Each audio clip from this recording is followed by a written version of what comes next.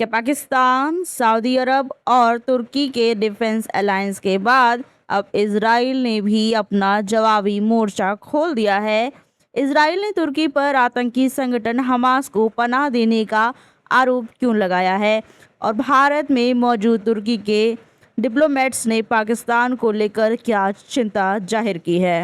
इन सारे सवालों के जवाब आज वीडियो में मिलेंगे, इसलिए वीडियो को एंड तक जरूर देखिए। सबसे पहले बात करते हैं तुर्की पर लगे आरोप की। इजराइल के विदेश मंत्रालय ने एक रिपोर्ट को ट्वीट करते हुए दावा किया है कि तुर्की आतंकवाद के खिलाफ खड़े होने के बजाय हमास को अपने इलाके में सेफ स्पेस दे रहा है।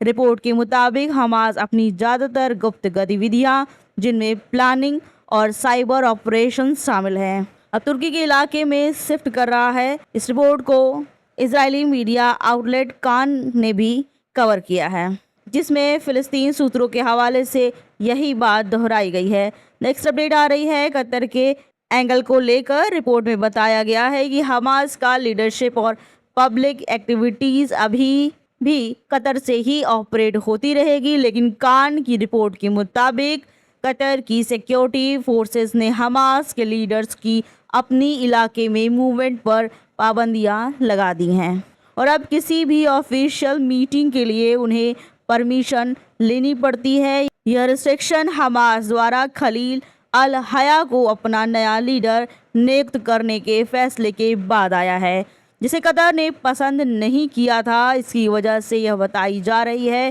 कि कतर खालिद मसाल के ज़्यादा करीब था, जबकि अल हया को ईरान के करीबी के तौर पर देखा जाता है।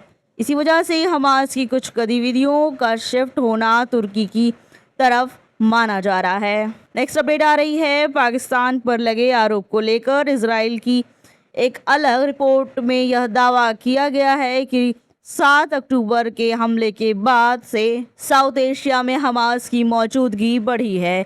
रिपोर्ट के मुताबिक हमास के सीनियर लीडर्स लगातार पाकिस्तान की यात्रा कर रहे हैं, जहां वो पब्लिक रैलियों और फिलिस्तीन समर्थन कॉन्फ्रेंस को एड्रेस कर रहे हैं। इजराइल का कहना है कि इन गतिविधियों के दौरान पाकिस्तान समर्थित आतंकी ग्रुप के साथ हमास के कनेक्शन भी मजबूत हो रहे हैं, जिसे काउंटर टेररिज्म एफर्ट्स के लिए एक चुनौती बताया जा रहा है। नेक्स्ट अपडेट आ रही है तुर्की के भारत स्थित दूतावास की प्रक्रिया को लेकर। भारत में मौजूद तुर्की के डिप्लोमेट्स ने भी इस मुद्दे पर लिखा है कि हमास का फुटप्रिंट अब पाकिस्तान में तेजी से बढ़ रहा है और इसे एक चिंता का विषय बताया है।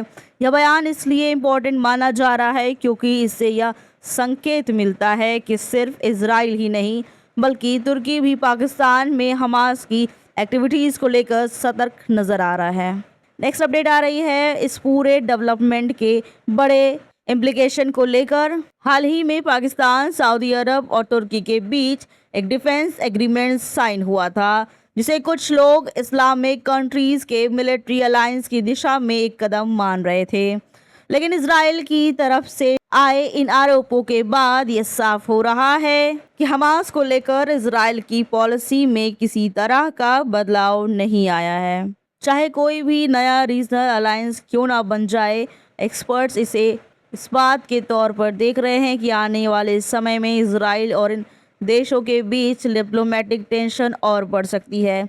आपको क्या लगता है कि यह आरोप पाकिस्तान और तुर्की के नए डिफेंस अलायंस पर असर डालेंगे? हाँ या ना में कमेंट कर अपनी राय ज़रूर बताएं।